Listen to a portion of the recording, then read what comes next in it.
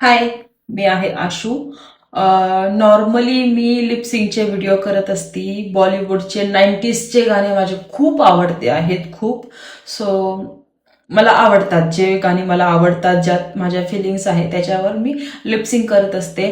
आणि आज reel scroll करता करता मला एक श्रीदेवी आणि अमिताभ बच्चनचं एक गाणं समोर आलं आणि मी सारखी गुणगुणत होते, तर मला त्याच्यावर रील करायचं माझं मन झालं. मी केला पण तर ते जे म्हणजे ते गाणं असं आहे की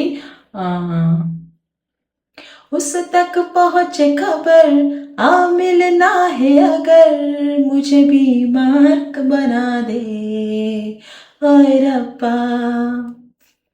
मी सतत गुणगुणत होती ती. मी तो रील पण बनवला आणि तो रील बनवता बनवता मला मला लाईफमध्ये घडणारा एक छोटासा इन्सिडन्स आठवला.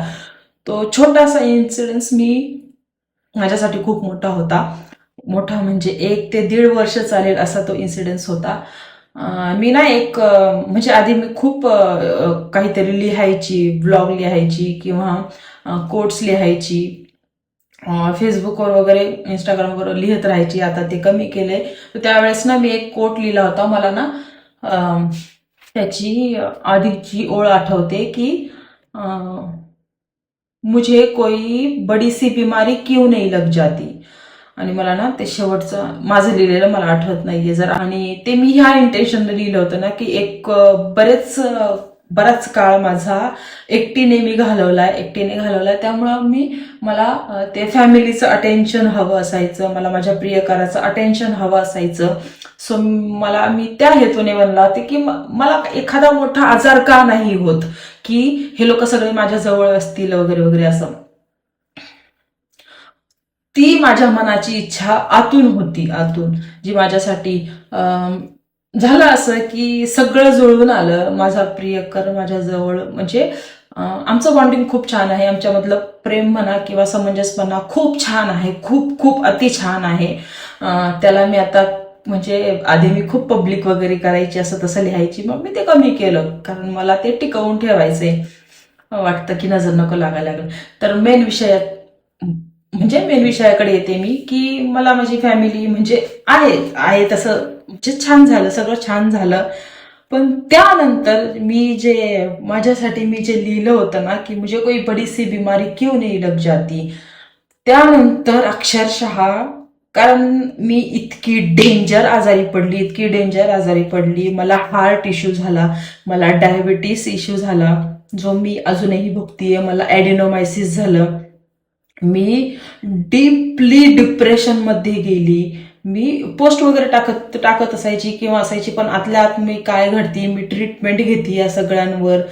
आणि खूप खूप पूर्ण 2024 आणि 2025 पूर्ण आजारपणात गेलं, पूर्ण आजारपणामध्ये.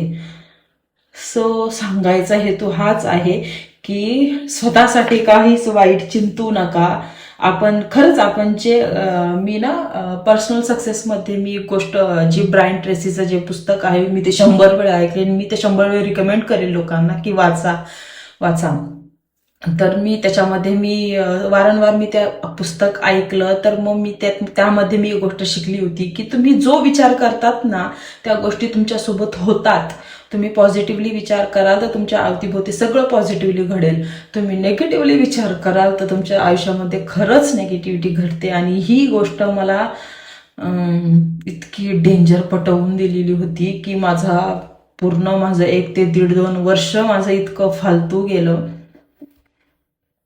भयंकर. अशा छोट्या छोट्या गोष्टी अशा जुळलेल्या असतात काही गोष्टींशी. सो मला ते गाणं ऐकून मला असं एकदम म्हणजे वेगळंही झालं. आणि तुम्हाला माहितीये, मी आज ती रील जरी केली ना, तर मी मनातल्या मनामध्ये मी बोलत होती की जस्ट ऍक्ट आहे, जस्ट ऍक्ट आहे. मला या गाण्याशी काही महत्व नाहीये. नका, खरंच स्वतःसाठी काहीच वाईट चिंतू नका. त्या गोष्टी खरंच घडतात आपल्या बाबत.